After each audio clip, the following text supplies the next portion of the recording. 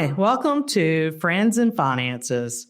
I'm Jenny. I'm your host. And today we're going to be diving into everything about buying a car and financing it. Absolutely. Excited about it. So we've got Alex here. She's got over 7 years of finance background and those kind of things. And she's going to give us a bunch of nuggets about nuggets of knowledge to help make it a little bit of an easier process. So thanks for being here. Absolutely. It's a pleasure being here. Hopefully by the end of this, it's a less anxiety when you go out to make that car purchase and you get to take away something important for that. It can be very, very anxiety ridden. You have a bunch of people asking you a bunch of different questions and you know, salesmen, so many options. And there's one person that's doing the finance, one person that's selling you a car. And sometimes it can be a little overwhelming. So I'm glad you're going to break it down for us. Absolutely. Good. Looking forward to it. Well, let's jump into it. And let's just say, what's the first thing that you think a person should know on whether or not they want to buy a new car or a used car? How do they decide?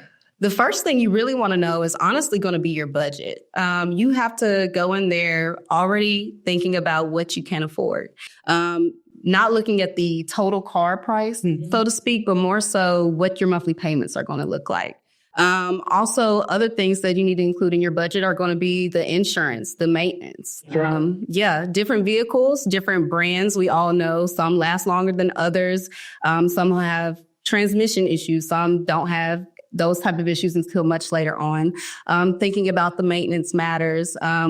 Particularly with a used or a new vehicle, when it comes to insurance. You know, a used vehicle, typically your insurance might be a little bit higher. A newer vehicle, you might get a little bit lower there. Your monthly payment and your interest rate is largely going to be determined by whether it's a new or a used vehicle as well. There are other things that factor into that, including your credit.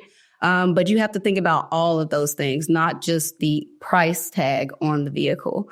So when you go in, think about your budget, maybe shop around, learn what current interest rates are before you go in there. Where could you find those? So easy Google search, of course, but also going into your local bank, your credit union, you can always go in, ask them what the rates are. Now, the rate's the same for everyone, for every car, or does it change up? So no, when you go in there, you'll learn very quickly that it's going to matter the year of the vehicle. It's going to matter your credit score. And those type of factors are going to play a part into what the interest rate is. So of course you won't know exactly, but you'll have a range. Okay. And with that range, especially if you come into your credit union, you can figure out you can get a projection from your bank person, and they can actually tell you what they think or the estimated monthly payment is going to be. And you can kind of determine from that if that's something you can afford. Then you can start looking at the price tag. So am I understanding that you think it probably is better to go into your financial institution first, get a general idea before you ever step foot on a car lot? Absolutely. You want to be as educated as possible before going into the car lot, because the goal is to sell you a car, right?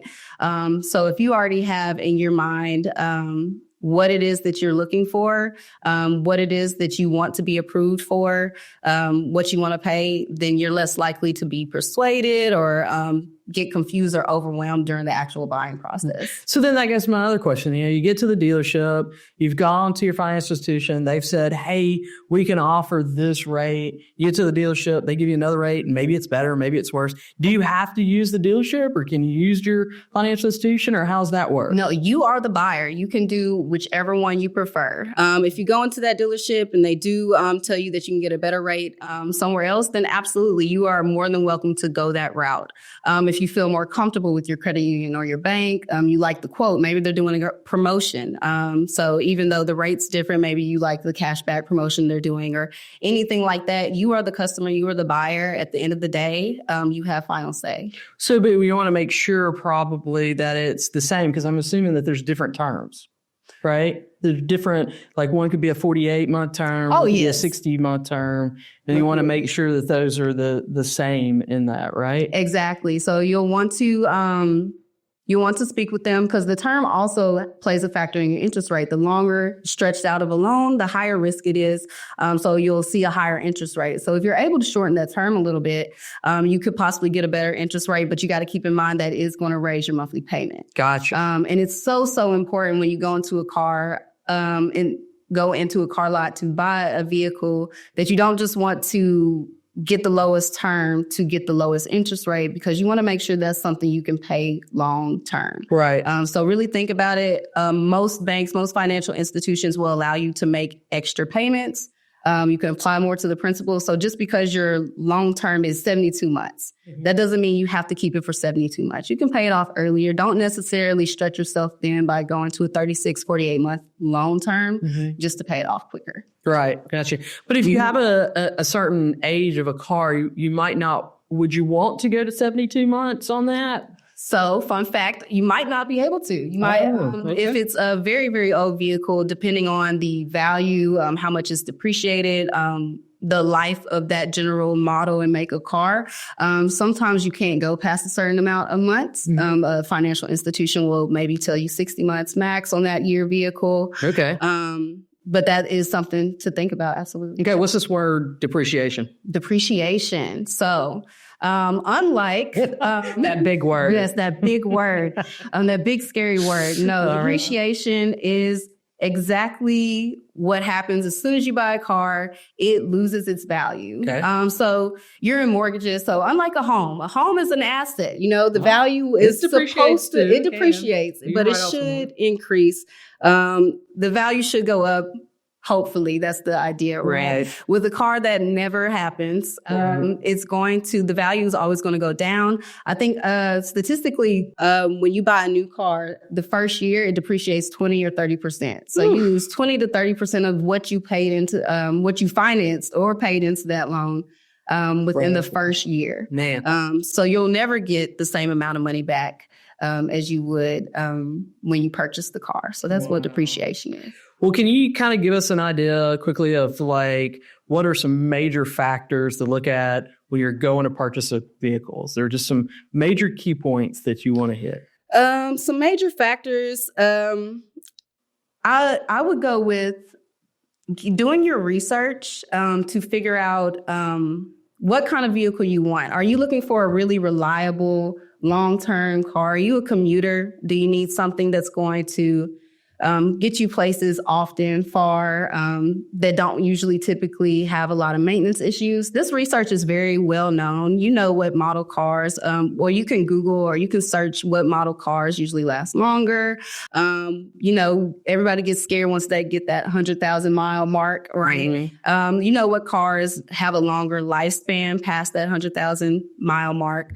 So that's something to think about. Are you looking for something reliable? Right. So maybe that might determine what dealership you even go to, what car you even decide to purchase. Or are you someone that likes to refinance every 2 years anyway? So you just want a nice luxury car. It's going to get you from point A to point B for a short amount of time. You'll want to go purchase a new vehicle, trade it in anyways, or you don't drive that much anyway. So you're just wanting something just a little bit convenient. Right. So those are things to think about before you go in. Yeah, I remember when I went from one car to the truck when we needed it, but you wouldn't believe how much the difference of the tires cost. Yes. You know, so it went from one car, the tires were, you know, very reasonable, to a truck that sometimes the tires are not so reasonable on that. So you'd be surprised on this kind of maintenance. Even with luxury cars, I tell people all the time, like, you know, you see the nice luxury car, you're like, I can afford the price tag. Think about the maintenance. Can you also afford the maintenance? That's right. A good thing about a new car is usually there's more maintenance and warranties available and allotted to those type of vehicles. Just because they're brand new, they don't expect you to have to use them right away. Right. So those warranties and maintenance plans that you can purchase can often be more long-term, maybe for even the life of your loan, as opposed to a used vehicle. You might not get those same type of plans offered to you. But it's not free. Yes, not free. You are paying for it. You're still paying for it. And some of them are better than others. So do your research with that too. Take time to read those contracts. Yeah. Well, yeah, because, you know, purchasing a car is a lot of fun, but it can also be very scary and different things too. Fun to drive around in. Yeah, for sure. Well, when you go to test drive the cars around and you get real excited about a certain car, and then you find out that you maybe can't afford that car, coming to your financial institution in the beginning would really alleviate that. Exactly. Like, wouldn't have even got in it. Wouldn't have even got in it. Would have just walked like, away that's from out it. of budget.